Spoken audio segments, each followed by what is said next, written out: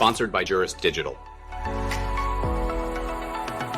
Hey, welcome to the Family Law Formula Podcast, where we uncover the secrets of running a successful family law practice from those who have actually done it themselves. And I'm your host, Peter. And in each episode, we dive deep into strategies and tips and insights that can transform your practice. Today, we're joined by a gentleman named David Hudson.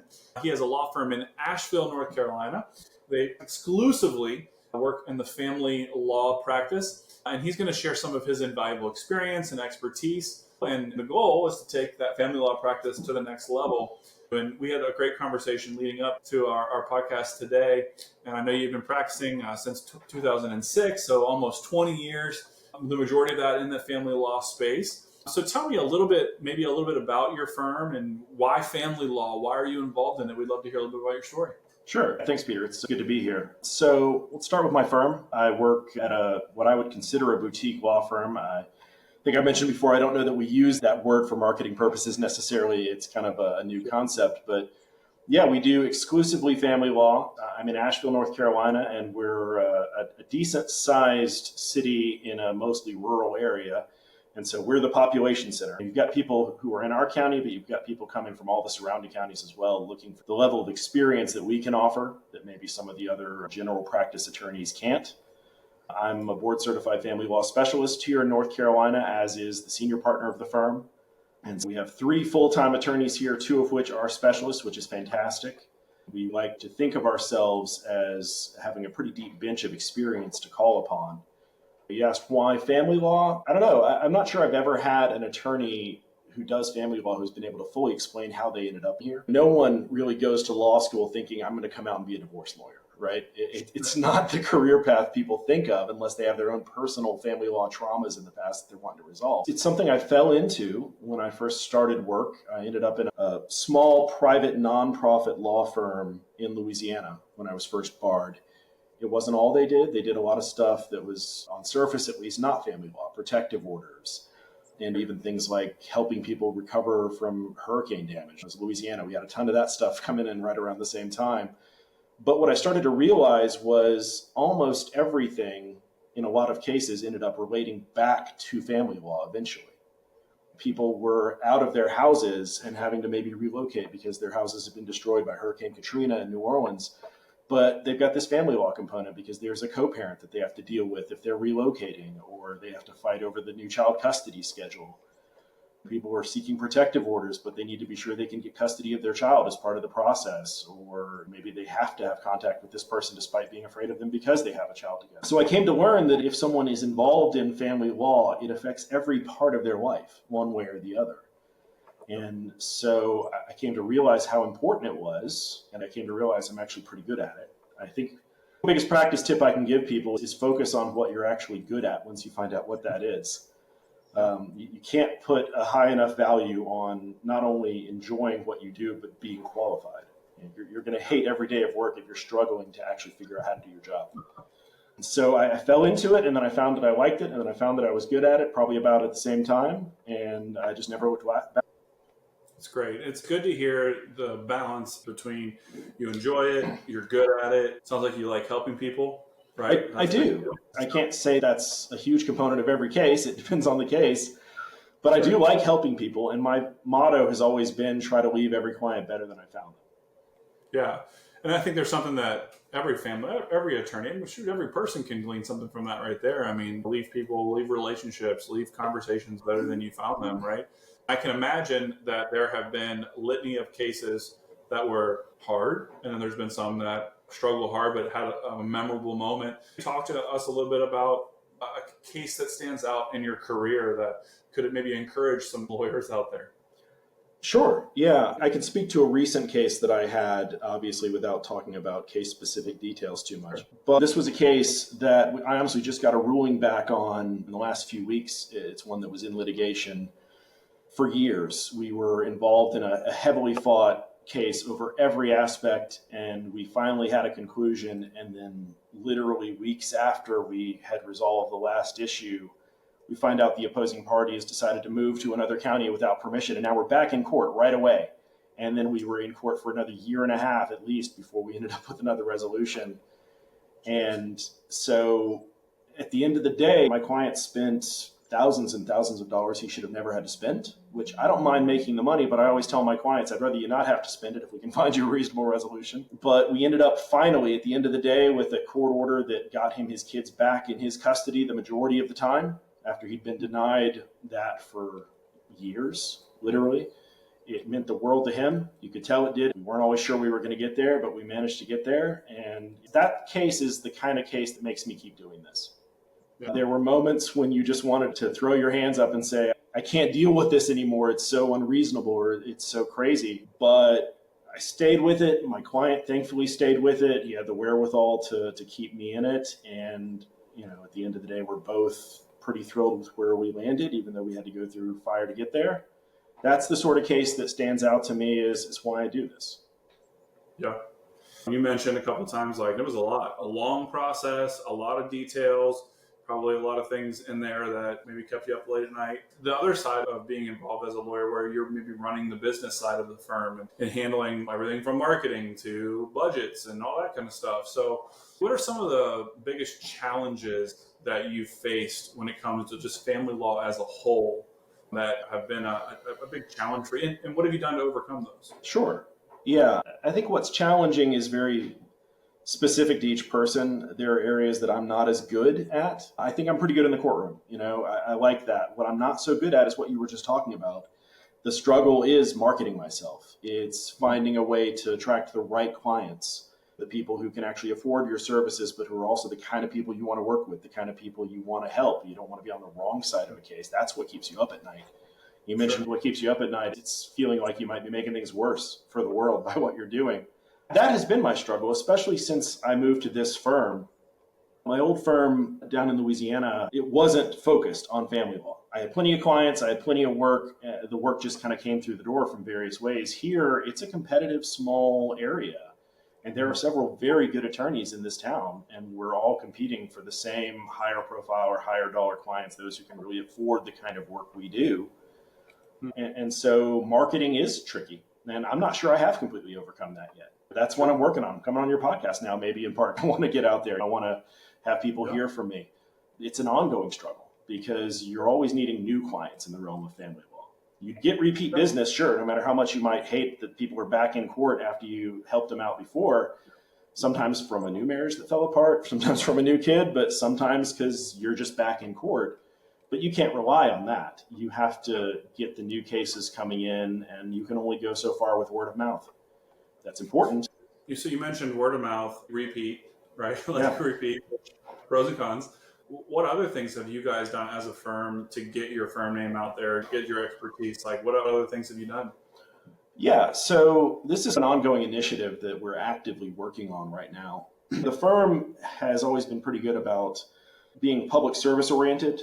I think we get the name out there in part by there are some charities that my senior partner has always supported, or at least for as long as I've known him.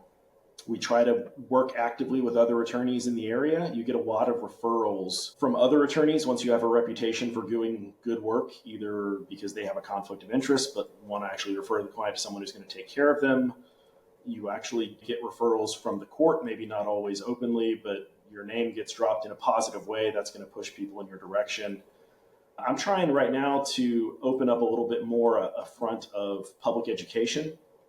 I'm working on my first, what we refer to as a lunch and learn, which I'm sure you've seen plenty of those in the industry, where you offer free education on a certain topic to a certain group. Maybe there's a lunch to get people in the door. We're focused on putting one together for this fall sometime, aimed specifically at mental health professionals in the area and what to do when you get served with a subpoena, because that happens all the time in connection with family law cases, and no one ever knows what to do when they get that subpoena. And so it's trying to do that, one, to make our job easier, because when people actually know how to properly respond, they don't do stupid things that we then have to take them to court to figure out. But also because that helps spread the reputation. I want people to know that I'm someone who's knowledgeable about these things, so that if they get served with a subpoena and want to hire someone to address it, they can come to me. If alternatively they've got a client who needs some help and maybe is struggling and wants to file for divorce or file for custody, my name's at the top of their list. So that's part of it, is getting known not just in our industry, but in other industries, of professionals who either need their own services or who are often in contact with people who do. It's great. Yeah. So I love this lunch and learn concept. That's awesome. Like you have several other on-ramps, and the goal is leads in cases. So let's talk about that briefly for a second, because I think every lawyer wants not necessarily more cases, but I would say more of the right cases, right? They want the right case. When you think about family law for you and your firm specifically, what would you say is quantitatively too much? As far as volume, because of family law, it's hard to just name a number because the range of what we do, there are cases that are in active litigation that are taking 10 hours of my time at a chunk. And then there are cases that are sort of on the back burner as we're negotiating slowly or we're just doing discovery. Realistically, I think about it as I want to have somewhere between 10 and 15 really active cases, ones that are requiring my regular attention. But then I also want to have a few others that are sort of waiting for the next step. And I know I've got a little time, but they're going to be coming back up for finalizing the divorce or whatever it might be. Right. Or we're in negotiations, but we're in those early phase where we're not in litigation, where we're not with court dates coming up. I don't know that I have a solid number. It's just you kind of start to feel it when it does feel too heavy, and sometimes it's unavoidable. Sometimes you get hired by 3 or 4 new clients all at once that you consulted with over the last few weeks, and suddenly you're just swamped. And sometimes you got a quiet week or two where it's catch-up time. But yeah, actively 10 to 15 truly active cases, and then probably at least that number as well that are sort of slowly plodding along on some course, but not needing to be actively touched on a daily or even weekly basis. Yeah, it's interesting the thoughts are around that whole, like some that are further along or take more time. And there's so many variables I can imagine to pretty much any case that you're going to get involved in. And with family law, I think there is a little bit more of that edge towards the emotional side, right? I mean, you're talking with clients who are in probably one of the worst seasons of their life. They're struggling through that, and that has effects on you as well. How do you balance the emotions, the work schedule? Like, how's your work-life balance? What do you do to balance that out? Yeah, I mean, work-life balance is a struggle, I think, for every family law attorney that I know. And it's one that I have really prioritized over the past couple of years, getting in hand. Speaking for me personally, I've got a young child. I'm not young myself. I've got an 8-year-old at home. And so I've really tried to prioritize being able to be home with her as much as I can. I make a point on her summer break of working from home almost every Friday so I can be around more with her. But I think you've got to have boundaries. I know family law attorneys who give their cell phone out to every client, and I think they're insane because people have emergencies in their mind at all hours of the day and night. But 9 times out of 10 at 3 a.m., what am I going to be able to do for you? The courts aren't open. I can't get opposing counsel on the phone. I can give you advice, but unless it's a literal emergency, in which case you probably need to be calling the cops or something, I don't know that there's much I can do for you outside of fairly normal business hours. So you got to maintain healthy boundaries. I make sure my clients don't have my cell phone number. Now, I have a cell phone that my work line will roll to, but I don't create an expectation that I'm going to answer if you're calling past the time that we're closed as an office. I try not to respond to my emails significantly past office hours unless it's a real time sensitive issue, because you don't want to create an expectation that I'm going to be sitting down at 8 p.m. looking at an email from you. That's my family time. And the single biggest thing, honestly, it's not just setting the boundaries, but it's making clear to the client from the beginning what those boundaries are. Single best thing you can do as a family law attorney is set reasonable expectations with your clients from the start. Yeah. They need to know that if they want someone who's available to them at midnight, I'm not the attorney for them. There are other attorneys out there who'll do that. It's not me. If what you want is the expertise I bring to the table, you've got to respect my time and my personal life as well. Yeah. You know, it's interesting. I love this whole topic of conversation because I would guess that a said lawyer would give out their cell phone because they're trying to build trust. They're trying to build that relational equity, if you will. But I can imagine balancing work life that's the bigger priority. So when it comes to building trust with your clients or potential clients, what are some things you're doing or that you have done to build trust with your clients? Yeah, building trust is key for a lot of what we do. I tell my clients from the very beginning, I don't think they always listen to me, but I tell them from the very beginning, if you don't tell me what's happening in your life, for better or for worse, I can't help you prepare for it. I can't help you get ready to defend against that allegation in court if I don't know it's there. But at how you actually instill the trust, I think the biggest thing you can do is listen. You listen to your clients and you make it clear to them that you are doing that, preferably without judgment. You got to keep a straight face, even if they're telling you some crazy stuff. But you listen and you ask the right questions to let them know you're actually listening, you're actually engaging with them, and that you're spotting the potential conflicts, potential areas where they might need your help. The biggest thing they want, at least in that initial consultation, yeah, they want information, but they want to see if you're someone that they can talk to, if you're someone that they can trust.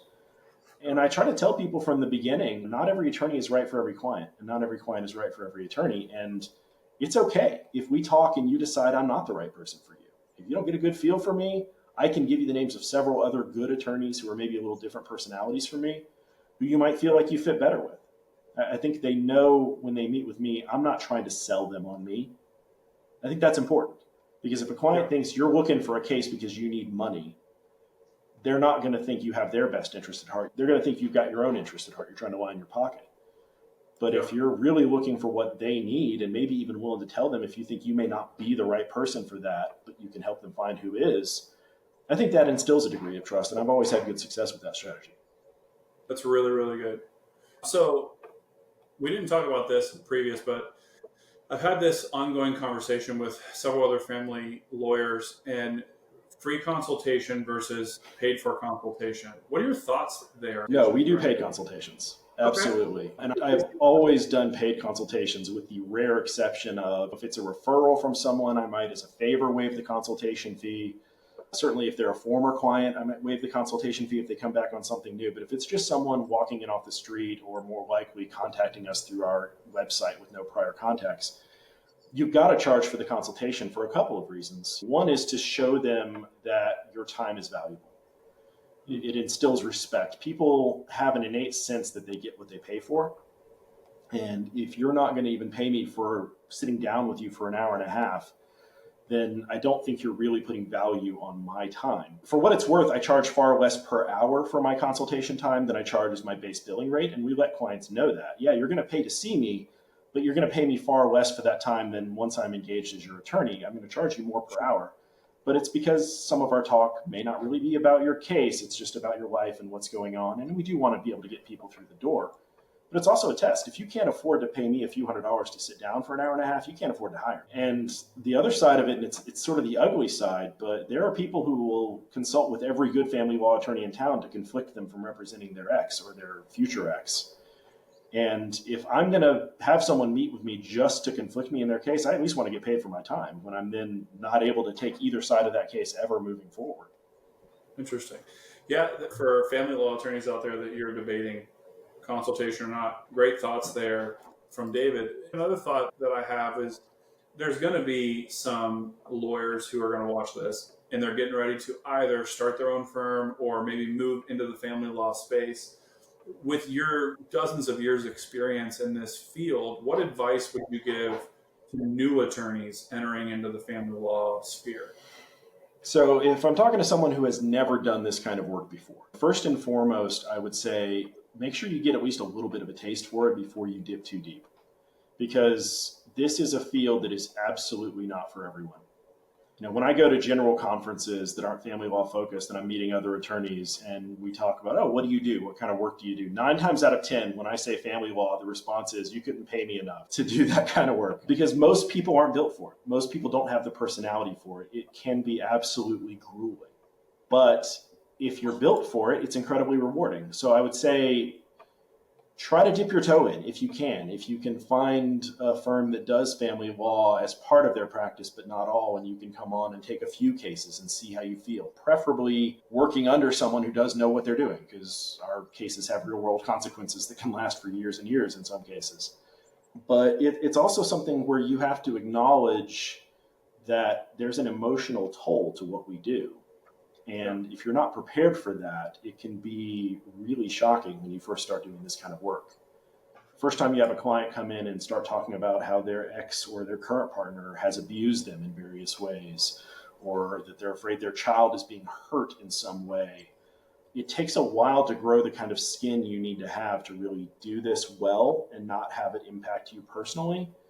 And that's all the more reason to see how it feels the first few times before you go too deep into it. Start small. Don't jump into, I'm going to start representing sexual assault victims. Maybe have a few simple divorces with a little bit of other component to it and see how that feels. And then build your way up to the really heavy stuff, because it can get really heavy and you don't want it to bleed over into your personal life. You don't want to be taking this stuff home.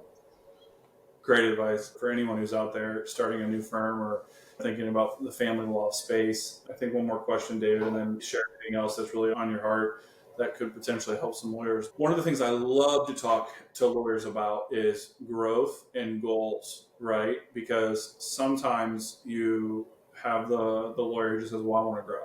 I just want more cases, right? Like, great, and I get it. But more specific goals and goals that are measurable and have some strategy behind them are way more successful. What are some of the future goals that you have for your practice? Like 12 months from now, what do you think is going to be different, and what are your plans to achieve those goals? Sure. So looking at us specifically in the next 12 months, we have hopefully a new associate joining us this fall. We've got someone who's just sat for the bar, and assuming that they are successful, as we hope they are, we'll have someone new coming in. And that's important to us because right now, one of our challenges as a firm, a small firm, but still a firm, is all of the attorneys here are at the higher end of the billing scale. We've got 2 specialists, and then we've got another attorney who's only been doing family law for a few years, but he's doing litigation as long as I have. And so we all bill at the higher end of the local spectrum, and that's great, but it does turn away a certain number of clients. Whereas if we had a younger person who's newer, who's billing at that lower level, it would help us meet a broader spectrum of the client base that's in the area. So diversification is something we're working on in that regard, trying to not just be specialists, but trying to also have that entry-level attorney available as well. Something we're actively working on, although we're still cutting our teeth on it, is trying to incorporate artificial intelligence to an extent into our practice. This is something that, whether we like it or not, is coming. It's something that a lot of firms are already using to an extent for a lot of different reasons. I don't use it to draft pleadings that I submit to the court, but I will certainly use it to help as one of many tools in legal research. Now, you always have to vet everything. You can't rely on it being completely accurate, but that's an active push in the firm. We have 3 full-time attorneys. We're all trying out different AI systems right now and testing them in our practice with the eye that we'll pick 1 or 2 of those long-term as a real valuable use case to put into practice and incorporate. And so that's something I really hope a year from now we can have a much more established practice of, this is the tool that we use for this job.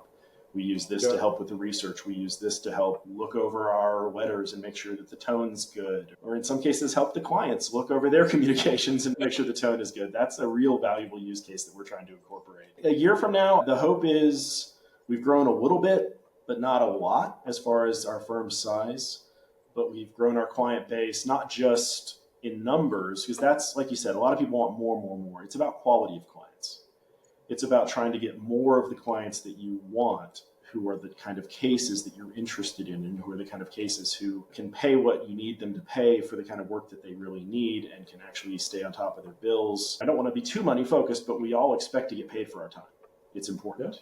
And so that's a big part of where we want to be a year from now, 2 years from now, 3 years from now. You want to have the same number of cases maybe, or even less if the cases themselves are bigger, but still get paid well for your time and still be attracting the right kinds of people who then tell their friends who are the right kinds of people, or their coworkers who are the right kinds of people. We're really trying to get into more of that niche level of professionals who are looking for representation, or their spouses or partners, but people who are at that higher end of the socioeconomic spectrum, not because we prefer those kinds of people, but because those of us in the firm, at least who are specialists, it makes sense for the people who have a deep enough checkbook to actually pay for our work. My skills are wasted on an uncontested divorce. I'll do it, but you don't need me for that. Well, man, this has been so helpful to me specifically, but I can imagine there's so many nuggets in what you shared, from the advice to new lawyers, work-life balance, and even the last couple of things that you said about diversification and even utilizing different tools. I mean, you're looking at your whole firm, which is exciting to see growth-wise, and it's not just about getting more cases. You're really looking at the pieces and parts that make that go. Is there anything that comes to mind before we close? There's one thing I can think of, specifically in the realm of family law. I mentioned this briefly earlier in the dynamic we have with the firm here, that we like to sometimes bounce ideas off of each other, especially for a new attorney coming into the field, but even for older attorneys. Not just mentorship, although that's great. If you can find someone who's been doing this longer than you have, who you can bounce ideas off of, who you can talk to, or even just a colleague, someone who's at the same level as you. But creativity is important to what we do, and no one has a monopoly on that.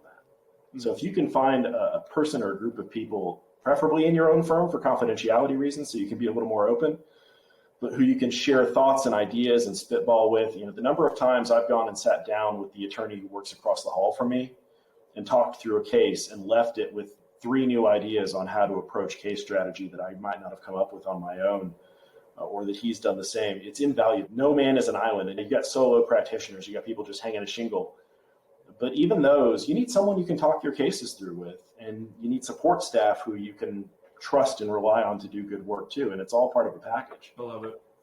Well, David, it has been a joy. It really has. And I'm looking forward to hearing more and more about the growth of your firm there in Asheville and the future for you guys. I wish you the best of luck as you kind of navigate all these challenges, but growth as well. And for those of you who are out there wondering if family law is for you or what your next growth season is going to be like, man, make sure you bookmark this podcast to revisit, because I think that there was definitely good points here to glean for the future. So David, thank you so much for your time. Really thankful for it. And I hope that you'll join us again in the future. I'm sure we can unpack more later. But that wraps us up today for the Family Law Podcast. Stay tuned for the next one that's coming out, and we'll talk to you all soon.